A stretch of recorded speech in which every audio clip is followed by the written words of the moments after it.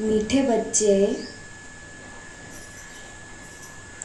इस शरीर रूपी कपड़े को या ही छोड़ना है, इसलिए इससे ममत्व मिटा दो। कोई भी मित्र संबंधी याद न आए। प्रश्न: जिन बच्चों में योग बल है उनकी निशानी क्या होगी?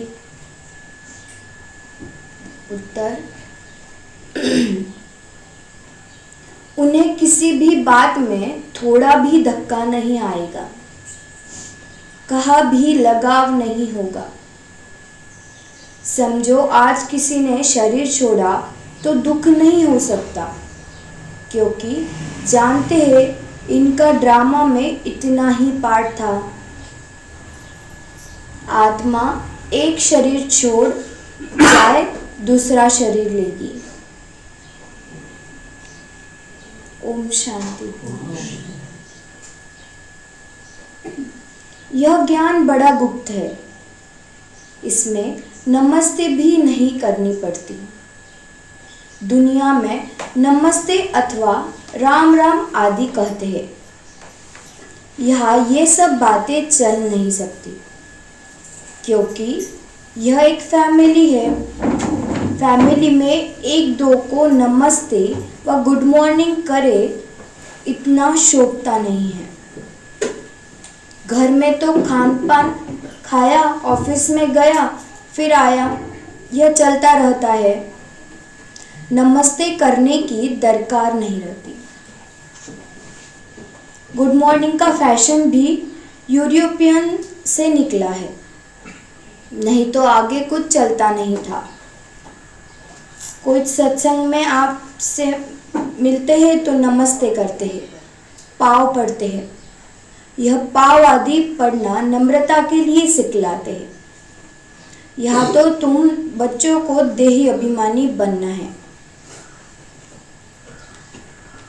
तो हम सुबह उठते ही बाबा को गुड मॉर्निंग और रात में गुड नाइट करते हैं, तो वो हम बाबा को याद करने के लिए गुड मॉर्निंग गुड नाइट करते हैं।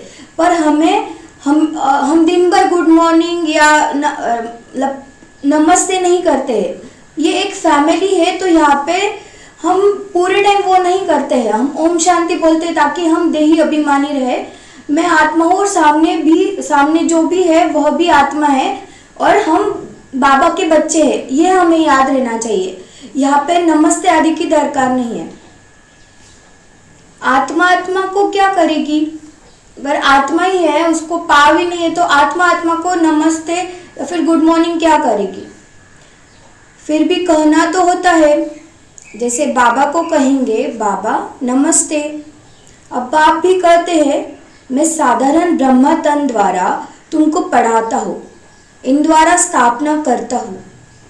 कैसे? सो तो जब आप सम्मुख हो तब समझावे, नहीं तो कोई समझे कैसे? यह बाप सम्मुख बैठ समझाते हैं तो बच्चे समझते हैं।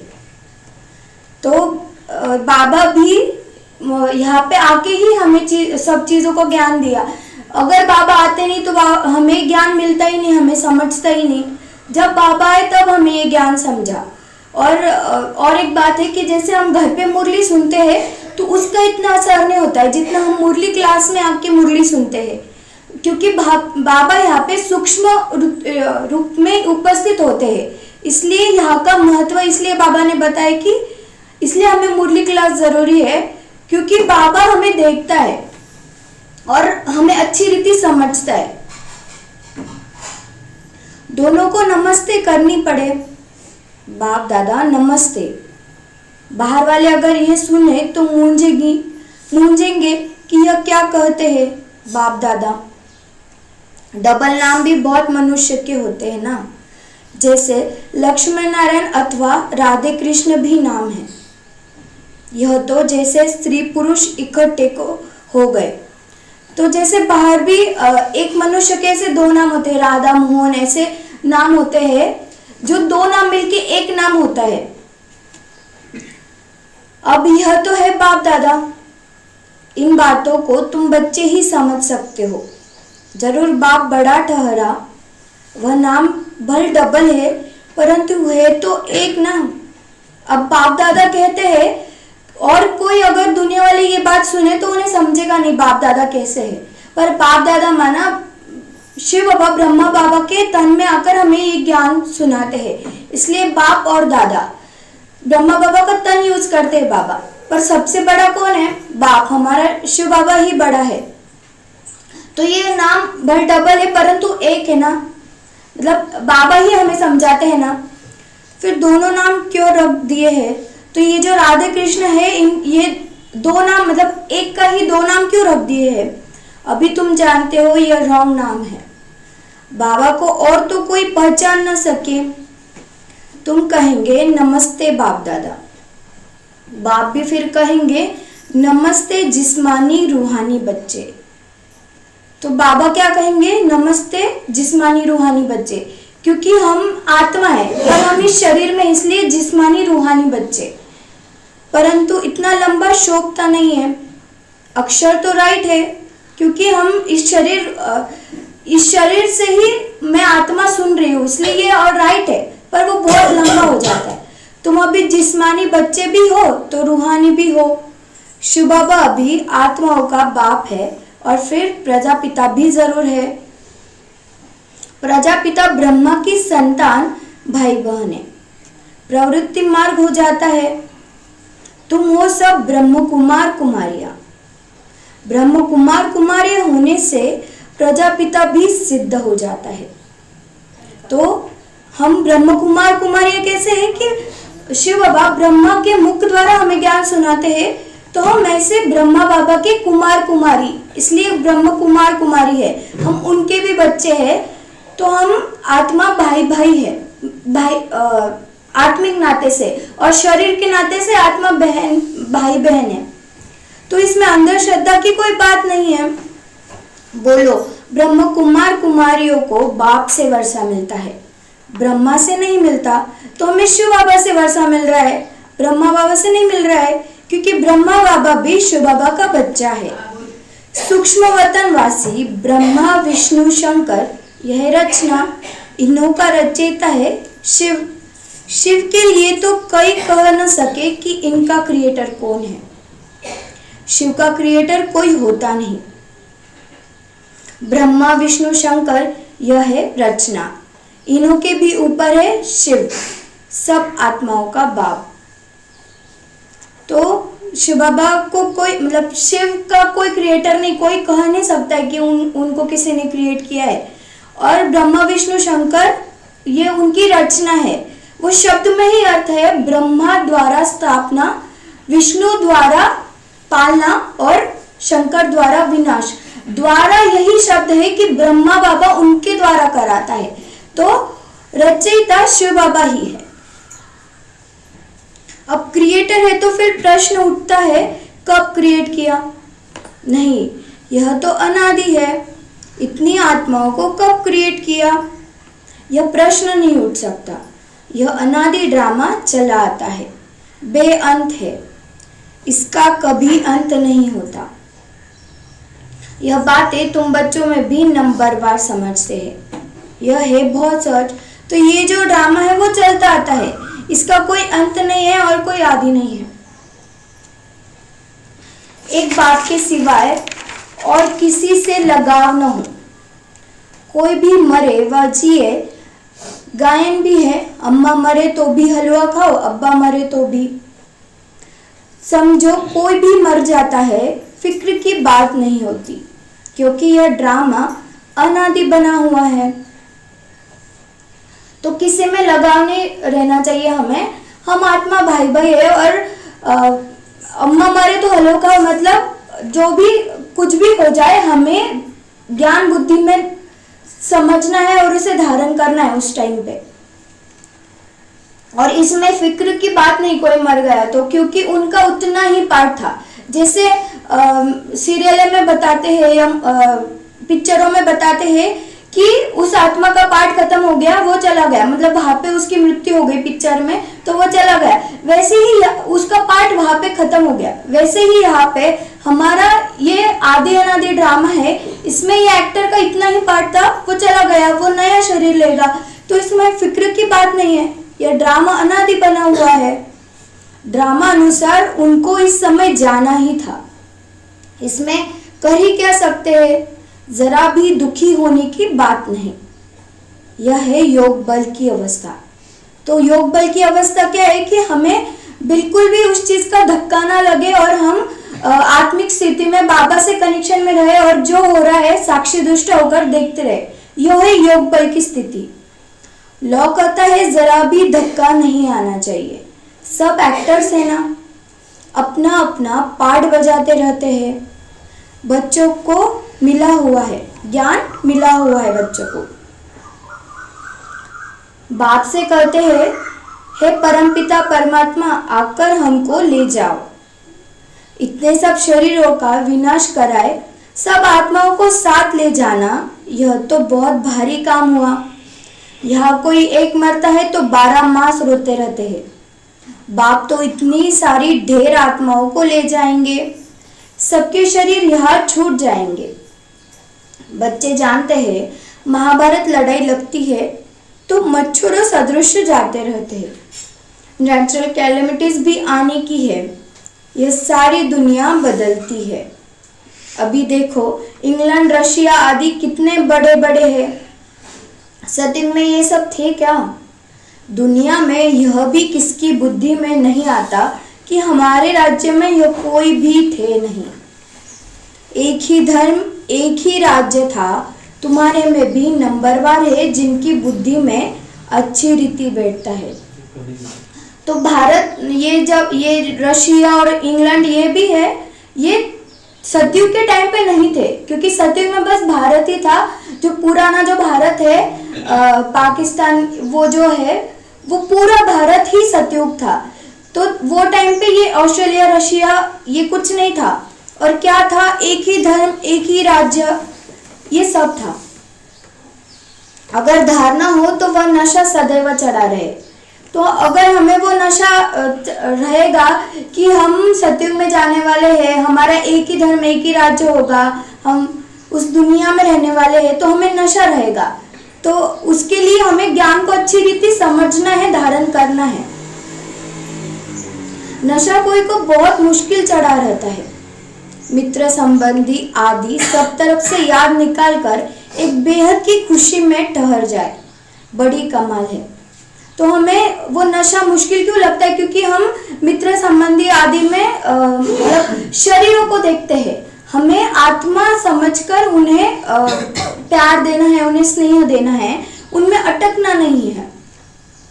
तो हमें खुशी रहेगी कि हम अभी नई दुनिया में जा रहे हैं।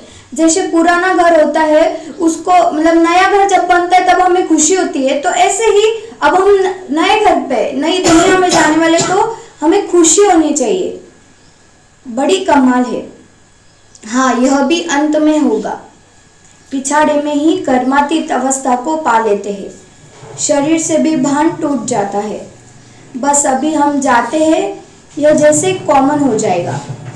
तो आगे जाके ऐसा दृश्य आएगा सामने कि हमारा खुद से ही सब चीज़ों से मोह निकल जाएगा, शरीर से जो भान है वो भी निकल जाएगा। तो हमें अभी से प्रैक्टिस करनी है। इसलिए बाबा बोलते बहुत काल का अभ्यास जरूरी है। अगर हम अभी से वो प्रैक्टिस नहीं करेंगे ना, तो हमें लास्ट समय पे मित्र संबंधी आदि या फिर हमारी बुद्धि जिन चीज़ों में मोह है उन चीज़ों में अटकी रहेगी। इसलिए बाबा बहुत काल का अभ्यास की बातें करते हैं।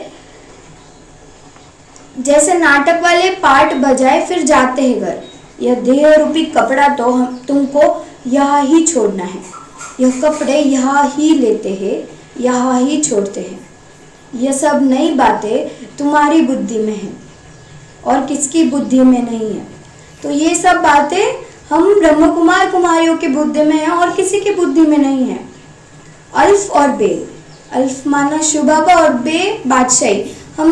हमको यही है अभी नशा की, बस बाबा को याद करना है और बादशाही मतलब नई दुनिया में जाना है, इसी नशे में रहना है हमें। अल्फ है सबसे ऊपर में। कहते भी है ब्रह्मा द्वारा स्थापना, शंकर द्वारा विनाश, विष्णु द्वारा पालना।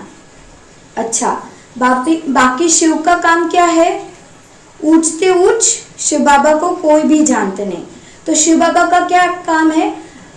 अधर्म का विनाश करना, सद्धर्म की स्थापना करना, मनुष्यों को दैवी गुण मतलब मनुष्य में दैवी गुण धारण कराना, मतलब ये सत्य ज्ञान बाबा ही हमें आकर देते। ये जो काम है बाबा का, ये हम बच्चों को ही पता है, दुनिया में किसी को भी पता नहीं है।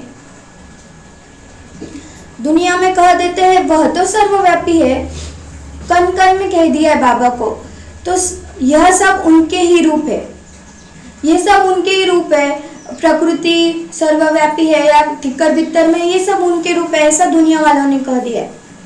सारी दुनिया की बुद्धि में यह पक्का हो गया है, इसलिए सब तमो प्रधान बने हैं। तो ये सब मतलब शिव बाबा की जो ग्लानि की है, इसलिए वो जो दुनिया है ये तमो प्रधान हो गई है। बाप कहते हैं सारी दुनिया दुर्गति को पाई हुई है, फिर हम ही आकर सबको सद्गति देते हैं। तो बाबा ही आकर सबको सद्गति देते हैं। अगर सर्वव्यापी है तो क्या सब भगवान ही भगवान है? एक तरफ कहते ऑल ब्रदर्स, फिर कह देते ऑल फादर्स। एक तरफ क्या कहते हैं? हम सब ब्रदर्स है, संविधान में भी कहा है कि हम सब भाई बहन है ऐसा। और फिर अगर ऐसा सर्वव्यापी कह देंगे तो सब फादर्स हो गए। समझते नहीं है। सब तुम बच्चों को बेहद का बाप, अब तुम बच्चों को बेहद का बाप कहते हैं। बच्चे मुझे याद करो तो तुम्हारे विकर्म विनाश होंगे। एक बाप के ही याद से विकर्म विनाश होंगे। तुम्हें इस दादा को व मम्मा को भी याद नहीं करना है। बाप तो कहते हैं कि न मम्मा न बाबा, कोई की महिमा कुछ भी नहीं। शिव बाबा न होता तो यह ब्रह्मा भी क्या करता। तो हमें ब्रह्मा को भी याद नहीं करना है और मम्मा को भी याद नहीं करना है। उन्होंने कैसे शिव बाबा को याद किया, उनकी स्थिति कैसी थी, उन्हें देख के मतलब वो सैंपल है हमारे सामने, पर हमें शिव बाबा को ही याद करना है। शिव बाबा से ही हमारे पाप कर्म भस्म होंगे। इनको याद करने से क्या होगा? ब्रह्मा और मम्मा को याद करने से क्या होगा? हाँ, तुम जानते हो इन द्वारा हम बाप से वर्षा ले रहे हैं, इनसे नहीं। यह भी उनसे वर्षा लेते हैं, तो याद उनको करना है। यह तो बीच में दलाल है। बच्चे और बच्ची की सगाई होती है तब याद तो एक दूसरे को करेंगे ना। शादी करने वाला तो बीच में दलाल ठहरा। इन द्वारा बाप तुम आत्माओं की सगाई अपने साथ कराते हैं। इसलिए गायन भी है, सदगुरु मिला दलाल के रूप में।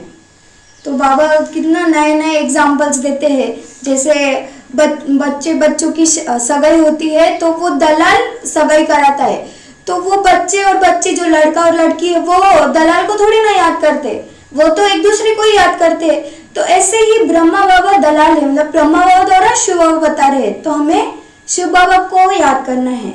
शिव बाबा से हम आत्माओं की सगाई हुई है, वो हमारा साजन है, हम आत्मा रूपी सजनियां हैं उसकी। सदगुरु तो निराकार है, बल गुरु ब्रह्मा गुरु विष्णु कहते हैं, परंतु वो कोई गुरु है नहीं। कहते हैं पर है नहीं। सदगुरु एक बाप ही है जो सर्व की सदगति कराते हैं। बाप ने तुमको सिखाया है, तब तुम औरों को भी रास्ता बताते हो और सबको कहते हो कि देखते हुए भी नहीं देखो। तो जो बाबा हमें बता रहे हैं हमें औरों को बताना है। बुद्धि शिव बाबा से लगी रहे। इन आंखों से जो कुछ देखते हो कब्र दाखिल होना है। याद एक बाप को करना है, न कि इनको। बुद्धि कहती है इनसे थोड़ी ही वर्षा मिलेगा। वर्षा तो बाप से मिलना है, जाना भी बाप के पास है। स्टूडेंट को थोड़ी याद करेगा, स्टूडेंट तो टीचर को याद करेगा ना। स्कूल में जो तीखे बच्चे होते हैं वह फिर औरों को भी उठाने की कोशिश करते हैं। बाबा ने और एक एग्जाम्पल दिया, जैसे स्टूडेंट को थोड़ी याद करते हैं, तो ब्रह्मा बाबा भी स्टूडेंट है। तो हम स्टूडेंट टीचर को याद करते हैं, तो हमें बाबा को याद करना है।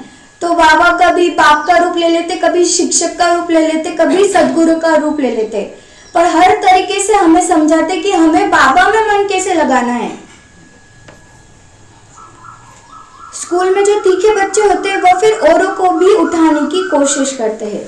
तो हम बाबा के तीखे बच्चे हैं ऐसा समझना है, हम औरों को भी बाबा का परिचय देना है, और जो कमजोर है, दिल शिकस्त हो जाते हैं, उन्हें प्रोत्साहन देना है और बाबा का बनाना है।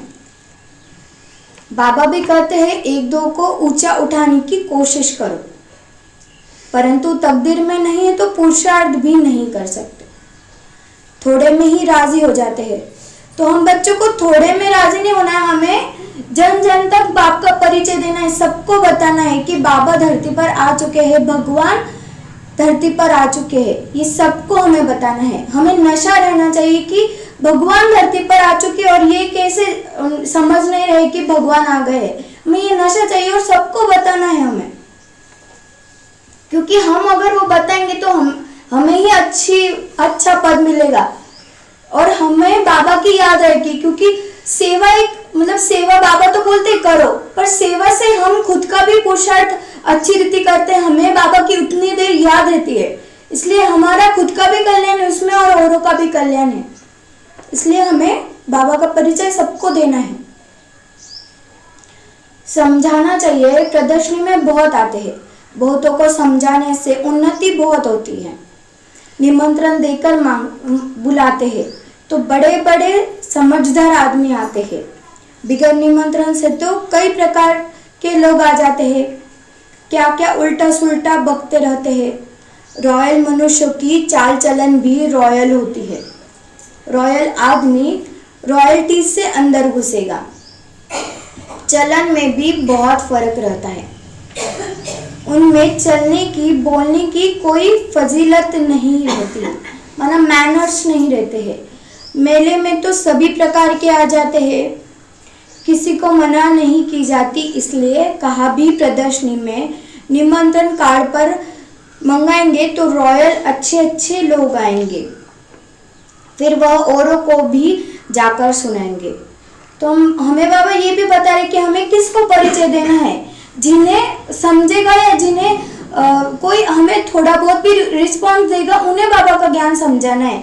कोई अगर वो चीज समझेगा नहीं तो हमें उसमें टाइम वेस्ट नहीं करना है, हमें ऐसे लोगों को बताना है जो आगे भी बाबा का परिचय देते रहे।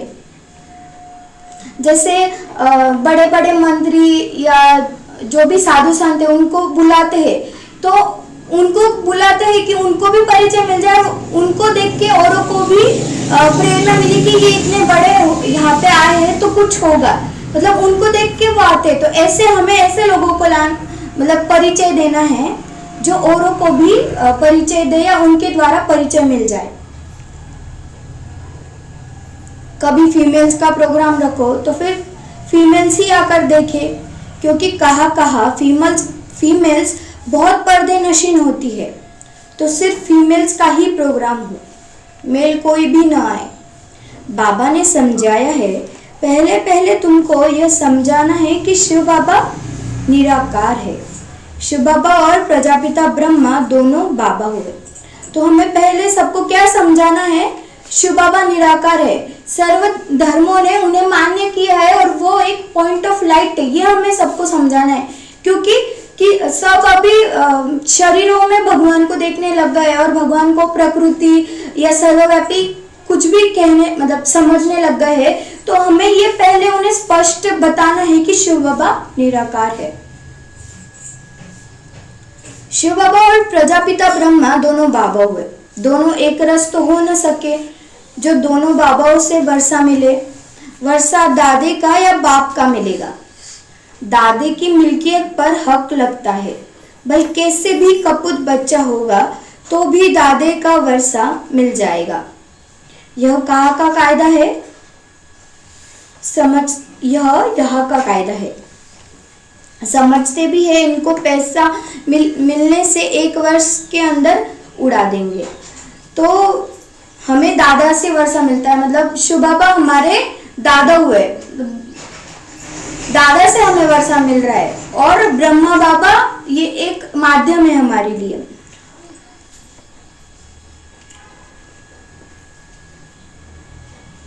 लेकिन गवर्नमेंट के लॉ ऐसे है जो देना पड़ता है, गवर्नमेंट कुछ कर नहीं सकती है। बाबा तो अनुभवी है। एक राजा का बच्चा था, 1 करोड़ रुपए 12 मास में खत्म कर दिए। ऐसे भी होता है। शिव बाबा तो नहीं कहेंगे कि हमने देखा है, यह दादा कहते हैं हमने बहुत ऐसे मिसाल देखे हैं। तो शिव बाबा ने मतलब ये जो अनुभव की बातें हैं ये ब्रह्मा बाबा सिखाते हैं, और जो ज्ञान को धारण करने की बातें ये शिव बाबा बताते हैं। तो ब्रह्मा बाबा बता रहे कि उन्होंने ऐसे एक बच्चे को देखा था जो 12 मास में पूरे पैसे खत्म कर देता था, जो मतलब बड़े घर का था। तो ऐसे अनुभव की बातें ब्रह्मा बाबा बताते हैं। तो ये दुनिया बड़ी गंदी है, यह है ही पुरानी दुनिया, पुराना घर। पुराने घर को हमेशा तोड़ना होता है। इस लक्ष्मी नारायण के राजाई घर देखो कैसे फर्स्ट क्लास है। अभी तुम बाप द्वारा समझ रहे हो और तुम भी नर से नारायण बनते हो। बाबा द्वारा हम समझ रहे हैं और हम नर से नारायण बन रहे हैं। यह है ही सत्यनारायण की कथा। तो ये एक्चुअल सत्यनारायण की कथा है जो नर से नारायण, नारी से लक्ष्मी हमें बनाते हैं। यह भी तुम बच्चे ही समझते हो। तुम्हारे में भी पूरे फॉलोअर्स अभी बने नहीं हैं। इसमें रॉयल्टी बड़ी अच्छी चाहिए। तुम उन्नति को दिन प्रतिदिन पाते रहते हो, फॉलोअर्स बनते जाते हैं। हम जैसे जैसे ज्ञान में पक्के होते जाते हैं हमें उतना नशा चढ़ जाता है, और फिर ऐसे हम औरों को भी ज्ञान देते रहते हैं। तो हमें ज्ञान को अच्छी रीति धारण करना है और बाबा से प्यार करना है, तो वो नशा हमें हमेशा रहेगा। तुम बच्चे प्यार से कहते हो बाप दादा। यह भी तुम्हारी नई भाषा है जो मनुष्यों की समझ में नहीं आ सकती। समझो, बाबा कहा भी जाए तो बच्चे कहेंगे बाप दादा नमस्ते। बाप रेस्पॉन्ड देंगे रूहानी जिस्मानी बच्चों को नमस्ते। ऐसा कहना पड़े ना। कई सुनेंगे तो कहेंगे यह तो कोई नई बात है, बाप दादा इकट्ठे कैसे कहते हैं? बाप और दादा दोनों एक कभी होते हैं क्या? नाम भी दोनों के अलग हैं। शिव बाबा, ब्रह्मा दादा, तुम इन दोनों के बच्चे हो। तो ये जो बाप दादा वाली बात है हम बच्चे ही समझ सकते हैं और कोई समझ नहीं सकता है। तुम जानते हो इनके अंदर शिव बाबा बैठा है।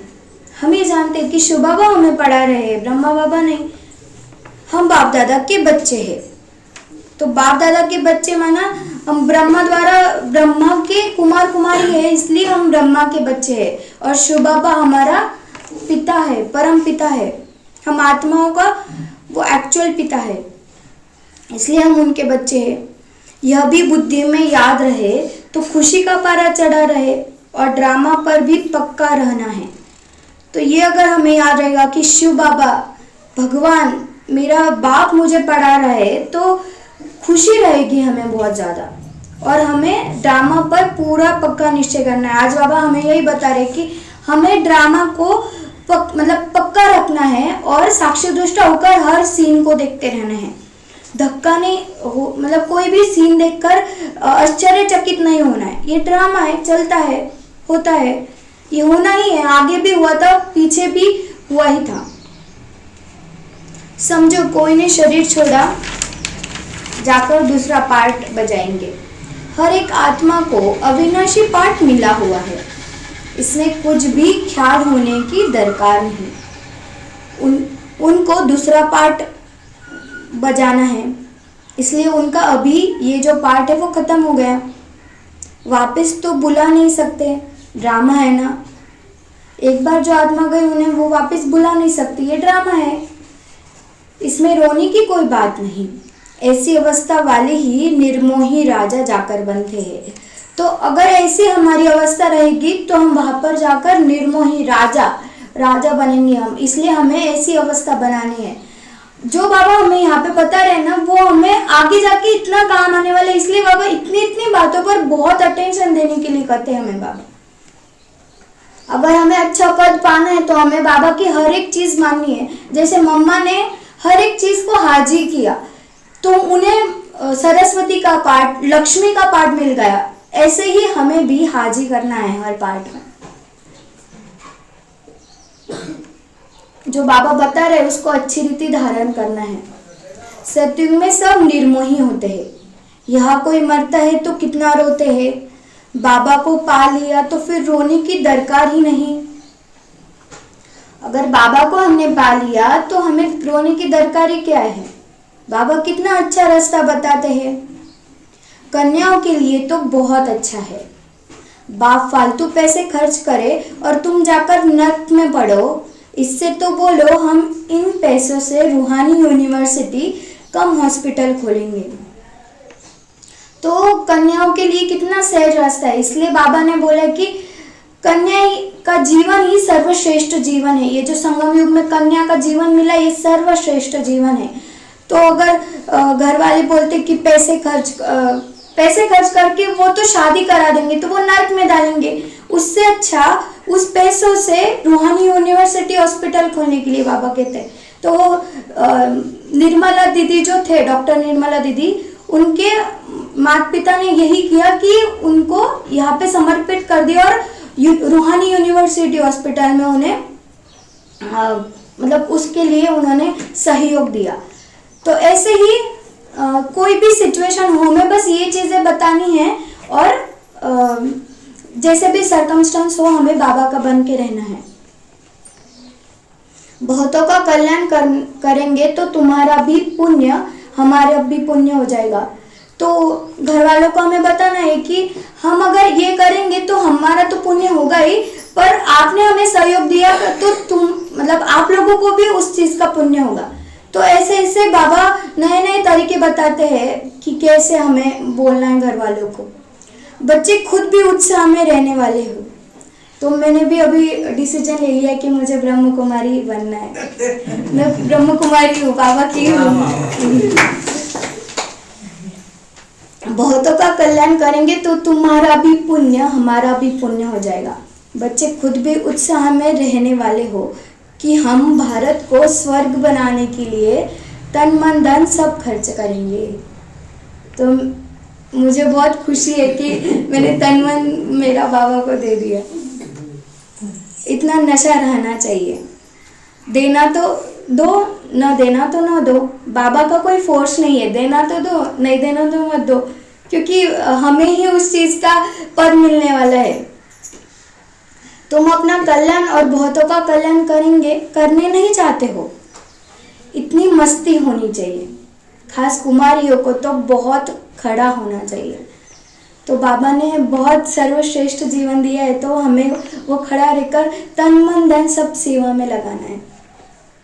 अच्छा, मीठे मीठे सिकिलदे बच्चों प्रति माता पिता बाप दादा का याद प्यार और गुड मॉर्निंग। रूहानी बाप की रूहानी बच्चों को नमस्ते। रूहानी बच्चों की रूहानी बाप दादा को याद प्यार गुड मॉर्निंग नमस्ते। वाह बाबा, शुक्रिया बाबा, शुक्रिया। धारणा के लिए मुख्य सार, अपनी चाल चलन बहुत रॉयल रखनी है, बहुत फजीलत से बातचीत करनी है, नम्रता का गुण धारण करना है। हमारी चाल चलन हमें बहुत रॉयल रखनी है। हम देवी देवता बनने वाले हैं, तो हमारी चाल चलन कैसी होनी चाहिए? साधारण मनुष्य जैसी हमारी चाल चलन होनी चाहिए। हमें ये चेक करना है। जैसे ब्रह्मा बाबा साधारण तन में रहते हुए भी इतने रॉयल पर्सनालिटी थी उनकी, ऐसे ही हम इस शरीर में हैं। हमें इस शरीर का कुछ नहीं करना है रॉयल्टी के लिए मेकअप या, पर हमें आत्मा को रॉयल बनाना है। हमारी चाल चलन, हमारा जो भी बोलना चालना है वो एकदम रॉयल होना चाहिए, देवी देवताओं जैसा होना चाहिए, देवी देवताओं जैसी बातचीत होनी चाहिए और नम्रता का गुण धारण करना है। तो देवी देवता गुस्सा होकर थोड़ी बात करेंगे, चिड़चिड़ थोड़ी करेंगे, उन्हें नम्रता का गुण उनमें बहुत है। तो ऐसे ही इसलिए बाबा हमें नम्रता का गुण धारण करने बोलते, क्योंकि हमें सत्युग में जाना है। सेकंड पॉइंट, इन आंखों से जो कुछ दिखाई देता है सब कब्र दाखिल होना है, इसलिए इसको देखते भी नहीं देखना है। एक शिव बाबा को ही याद करना है, किसी देहधारी को नहीं। तो हमें एक शिव बाबा को याद करना है, उनसे ही हमारे विकर्म विनाश होंगे, किसी देहधारी को याद करके थोड़ी होंगे। वरदान। मास्टर ज्ञान सागर बन गुड़ियों का खेल समाप्त करने वाले स्मृति सो समर्थि स्वरूप भव। जैसे भक्ति मार्ग में मूर्ति बनाकर पूजा आदि करते हैं, फिर उन्हें डुबो देते हैं, तो आप उसे गुड़ियों की पूजा करते हो। ऐसे आपको सामने भी जब कोई निर्जीव आसार बातें, ईर्ष्या, अनुमान, आवेश आदि की होती है और आप उनका विस्तार कर अनुभव करते या कराते हो कि यह सत्य है, तो यह भी जैसे उनमें प्राण भर देते हैं। फिर उन्हें ज्ञान सागर बाप की याद से बीती सो बीती कर उन्नति की लकीर को डुबाते भी हो, लेकिन इसमें टाइम भी तो वेस्ट हो जाता है ना। तो जैसे भक्ति मार्ग में जो मूर्तियों को लाते हैं और उनकी पूजा करते हैं, तो उनमें जैसे निर्जीव मूर्तियों को जीव भर देते हैं। ऐसे हम क्या करते हैं, हमारे सामने कोई सिचुएशन आ गई, हमने गुस्सा कर दिया, तो वो निर्जीव चीज थी जिसमें हमें गुस्सा नहीं करना था, पर हमने वो गुस्सा कर दिया, तो क्या हो जाएगा, 1 मिनट या 1 घंटा या 1 दिन, उतना दिन हम उस स्थिति में रहेंगे, पर बाद में हमें याद आ जाएगा तो वो चीज हम भूल जाएंगे। तो हम फिर वो याद आ जाएगी हमें वो चीज, हमें ज्ञान मिला है तो, पर वो उतना 1 दिन या 1 मिनट या 1 घंटा जो भी है वो वेस्ट तो गया ना, उतना 1 घंटा हमारा सफल नहीं हुआ। इसलिए पहले से ही मास्टर ज्ञान सागर बन स्मृति सो समर्थि भव, मतलब इसलिए पहले से ही हमें ज्ञान इतना पक्का चाहिए कि कुछ भी हो जाए हम 1 सेकेंड में उस चीज को बिंदी लगाए, फुल मतलब खत्म, ठीक है, हो गया। ड्रामा में था, उसने मुझे ऐसा बोलना ही था, मैंने सुन लिया, अब मेरा हिसाब किताब खत्म हो गया, मुझे कुछ रिटर्न में नहीं देना है, मेरा हिसाब किताब नहीं बढ़ाना है। तो इसलिए ज्ञान सागर बन स्मृति रखनी है उस चीज की, और समर्थी बनना है, मतलब उस चीज को अच्छी रीति फॉलो करना है। स्मृति स्व समर्थि भाव के वरदान से इन गुड्डियों के खेल को समाप्त करो। तो ये जो हम निर्जीव वस्तु में जान डाल देते हैं, हम ये चीजों में मतलब गुस्सा आदि करके, तो वो गुड्डियों के खेल को हमें समाप्त कर देना है, फुल स्टॉप भी नहीं लगाना है, डायरेक्टली समाप्त कर देना है। ड्रामा में था, हो गया। स्लोगन। जो समय पर सहयोगी बनते हैं उन्हें 1 का पदम गुना फल मिल जाता है। तो जो समय पर बाबा के कार्य में मदद करते हैं उन्हें पदम गुना मिल जाता है उस चीज का, पर अभी टाइम है, अभी जरूरत है, अभी हमने दिए तो हमें पदम गुना मिलेगा, पर आगे जाके हमने अगर दिया तो बाबा भी लेगा नहीं और तब जरूरत भी नहीं रहेगी। तो इसलिए समय है तो हमें हमारा तन मन धन सब कुछ सफल करना है। बाद में हमें इच्छा भी रही तो हम कर नहीं सकेंगे, होगा नहीं वो। अव्यक्त इशारे। एकांत प्रिय बनो, एकांत और एकाग्रता को अपनाओ। जो भी राजनेताएं व धर्म नेताएं हैं उन्हों को पवित्रता और एकता का अनुभव कराओ। इसी की कमी के कारण दोनों सत्ताएं कमजोर है। धर्म सत्ताहीन बनाने को विशेष तरीका है पवित्रता को सिद्ध करना, और राज्य सत्ता वालों के आगे एकता को सिद्ध करना। तो ये जो राजनेता और धर्मनेता है उनमें क्या किस चीज की कमी है? पवित्रता और एकता। मतलब जो धर्म सत्य है उनमें पवित्रता की कमी है कि जो धर्म स्थापक है या जो गुरु लोग है वो ऐसे बोलते हैं कि धर्म को बढ़ाओ, धर्म को बढ़ाओ, तो उसमें पवित्रता की कमी, इसलिए हमें पवित्रता का धर्म सत्ताओं को अनुभव कराना है। और जो राज सत्ता है उसमें बहुत फूट पड़ गई है, अलग अलग ग्रुप्स बन गए हैं, तो उनमें एकता की कमी है, इसलिए उन्हें एकता का महत्व बताओ। अच्छा, कम बोलो, धीरे बोलो, मीठा बोलो, सत्य बोलो, सोच समझ कर बोलो,